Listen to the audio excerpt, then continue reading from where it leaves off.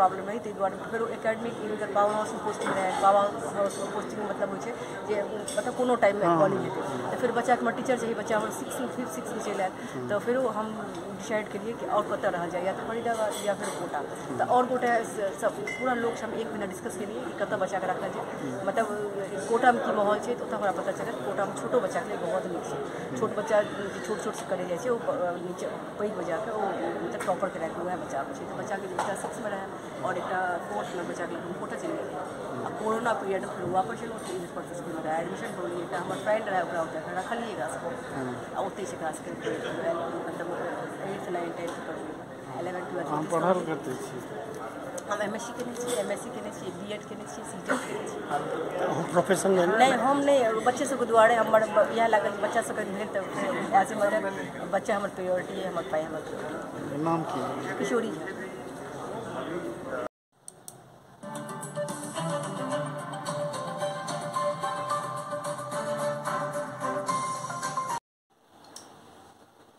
नमस्कार, जनमानस विवेचना के YouTube चैनल पर आपका स्वागत है। मैं हूं अमलेंदु भूषण खां। नीट क्वालिफाई करने का मतलब है जो डॉक्टर बन जाना। भारत में लाखों बच्चों की इच्छा होती है जो वह डॉक्टर बने, उसका एडमिशन मेडिकल कॉलेज में हो, और यह नीट परीक्षा द्वारा ही संभव हो पाता है। नीट में इस बार हनुमानगढ़ के राजस्थान के हनुमानगढ़ के रहने वाले महेश कुमार टॉपर रहे नीट के।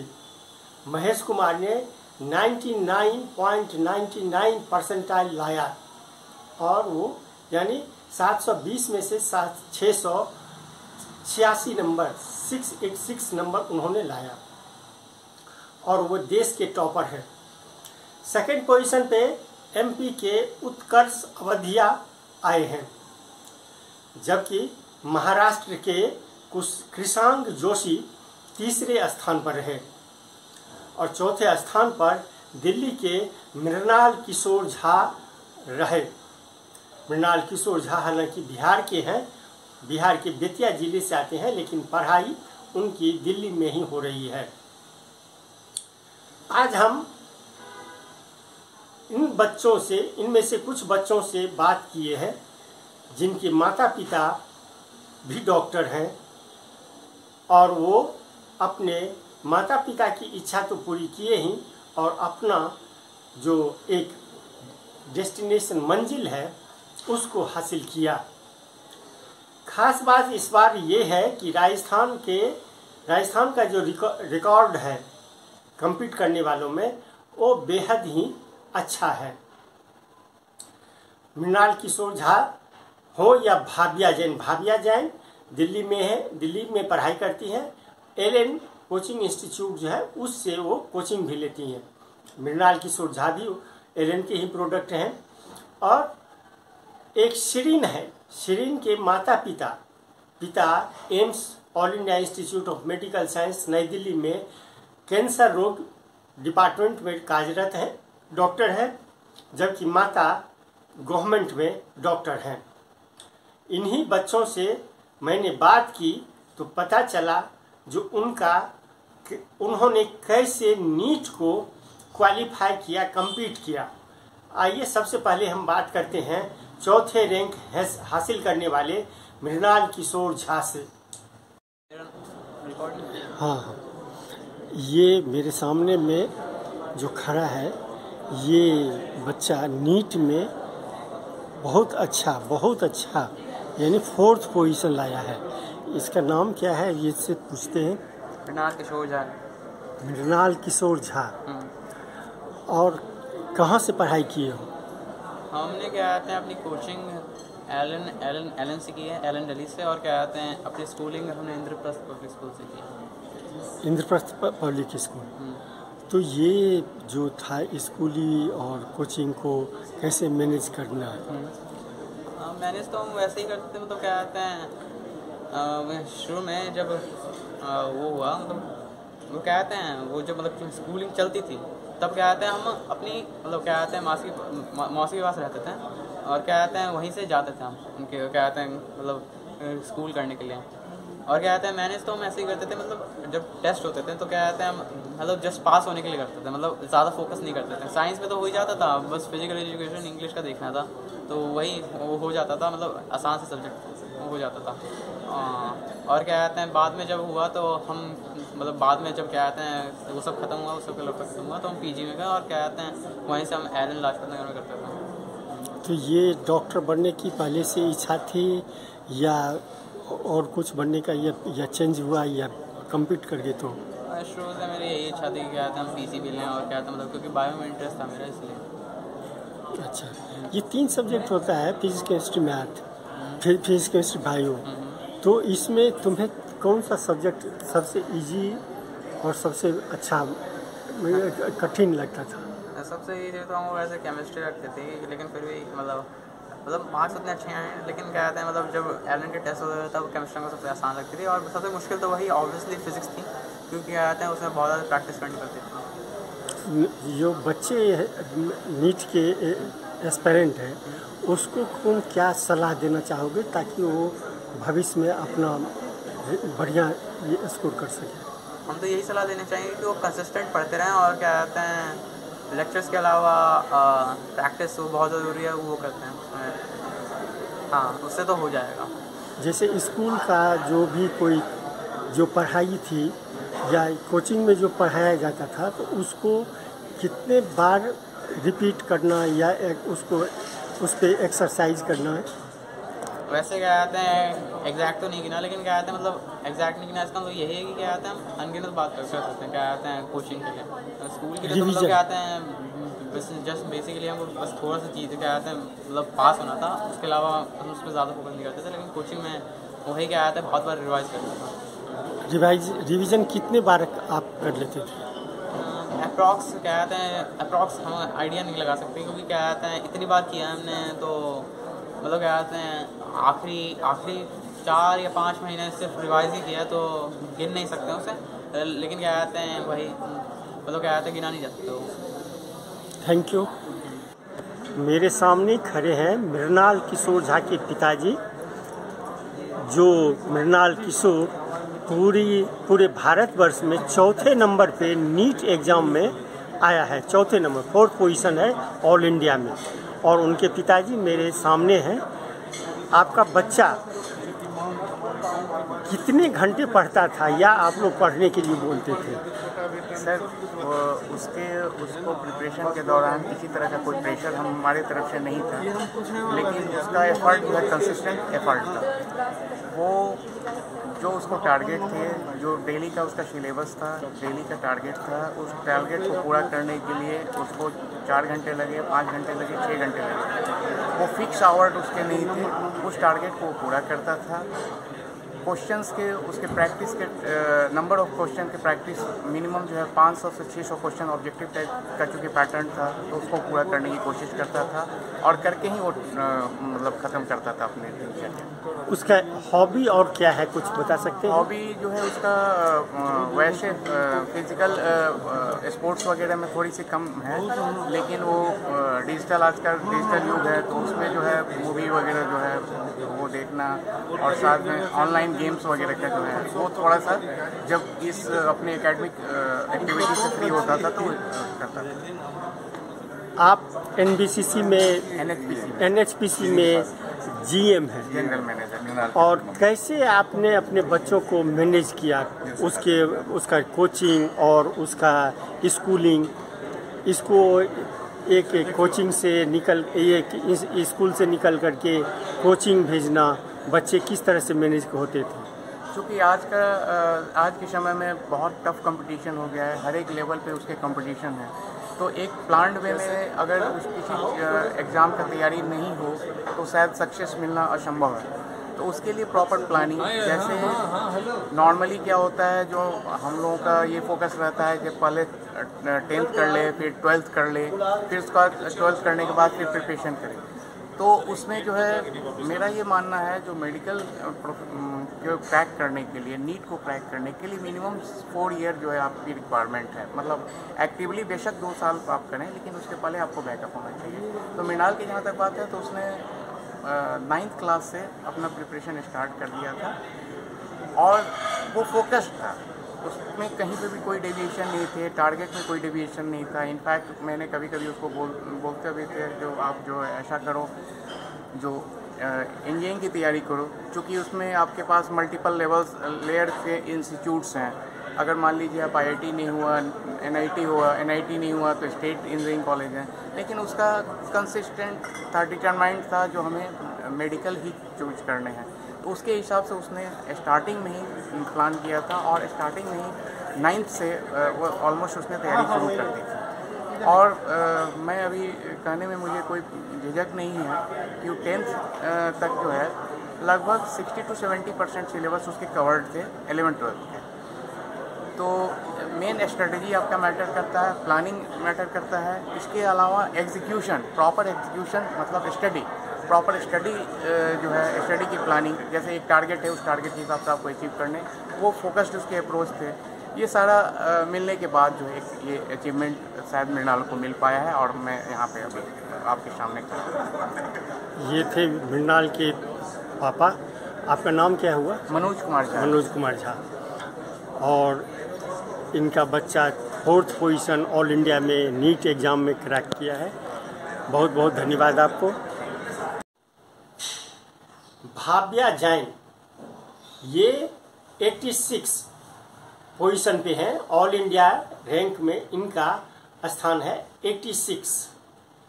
और खास बात यह है कि इनके मदर फादर दोनों ही डेंटिस्ट हैं।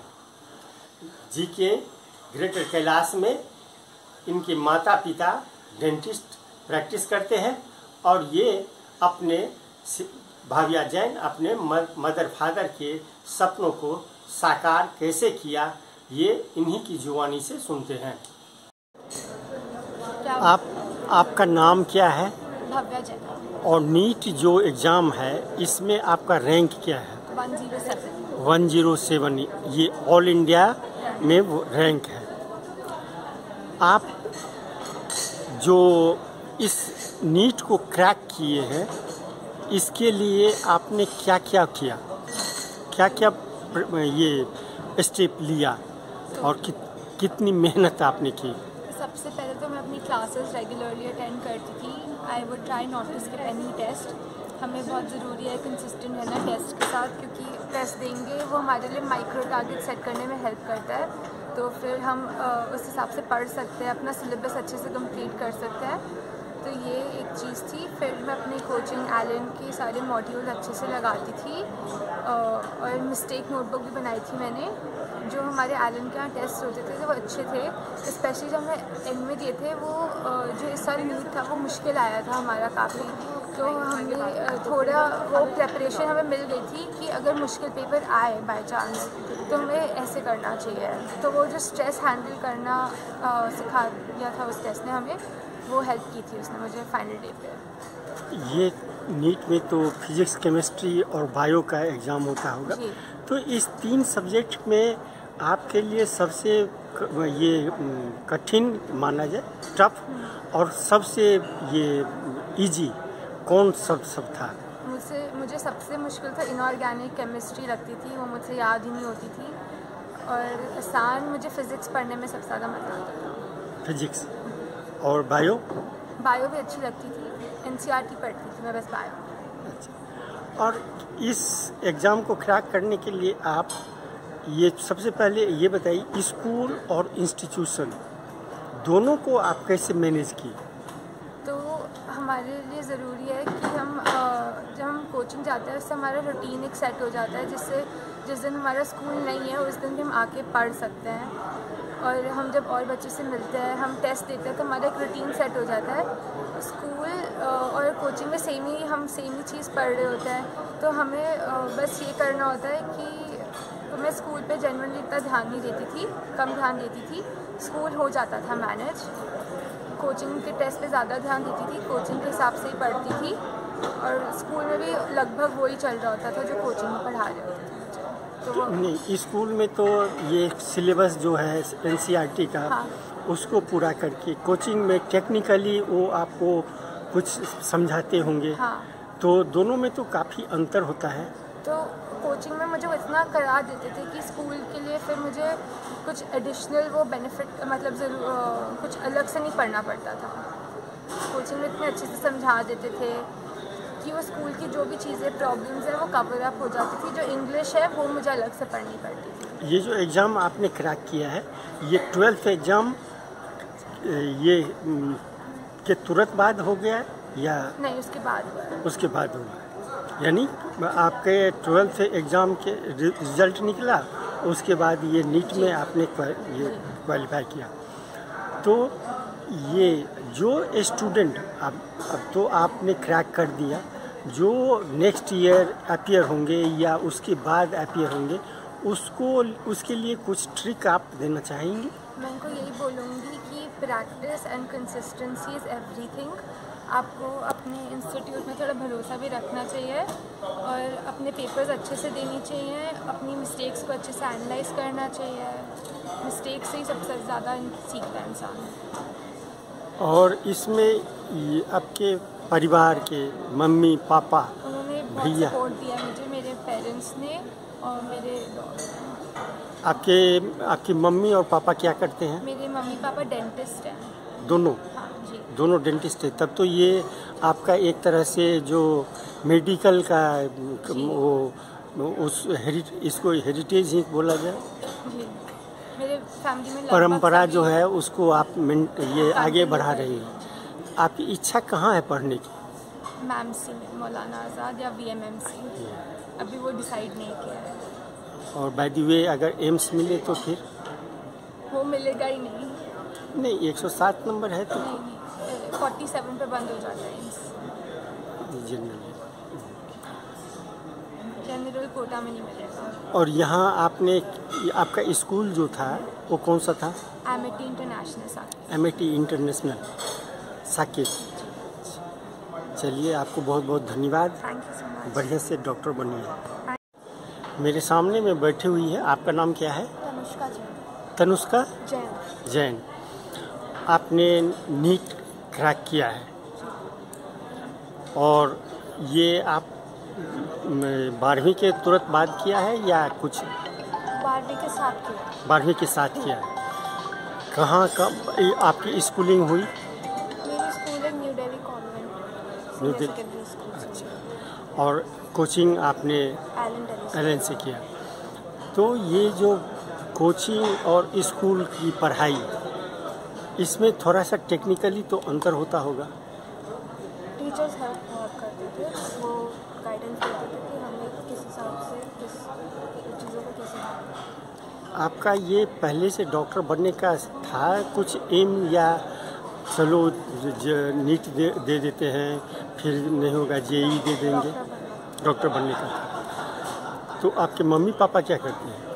मम्मी पापा इंजीनियर है, मम्मी टीचर है। अच्छा। ये 3 सब्जेक्ट जो होता है, फिजिक्स केमिस्ट्री बायो, इसमें आपको सबसे इजी कौन सा लगता था? हर सब्जेक्ट इक्वली मुश्किल होता है, उसको समझना होता है। फिर भी होता है ना, कुछ टफ हो कुछ इजी हो। टॉपिक डिपेंड करता है कि फिजिक्स में कुछ टॉपिक मुश्किल है, केमिस्ट्री में कुछ मुश्किल है, तो डिपेंड करता है टॉपिक। कितने घंटे आप पढ़ती थी डेली? 8 से 10 घंटे। एक्सेप्ट ये स्कूल और इंस्टीट्यूशन के बाद इतना तो नहीं होगा? मिलाकर 8 से 10। तो इसमें तो आप 8-10 घंटे स्कूल और इंस्टीट्यूशन, फिर घर में पढ़ाई, ये इसमें थोड़ा पारिवारिक माहौल, आप मदर फादर का या भाई बहन का कोऑपरेशन मिलता है? कोऑपरेशन तो चाहिए। तो सबसे ज़्यादा कौन कोऑपरेट करती थी? सब घर वाले। सब घर वाले। आपके बाद भी जो बच्चे अब नीट में अपीयर होंगे, उसको आप क्या मैसेज देना चाहिए? NCERT NCERT और क्वेश्चन प्रैक्टिस। अच्छा, NCERT और क्वेश्चन प्रैक्टिस इसको मैनेज करना चाहिए ताकि वो नीट क्रैक कर सके। थैंक यू बहुत बहुत।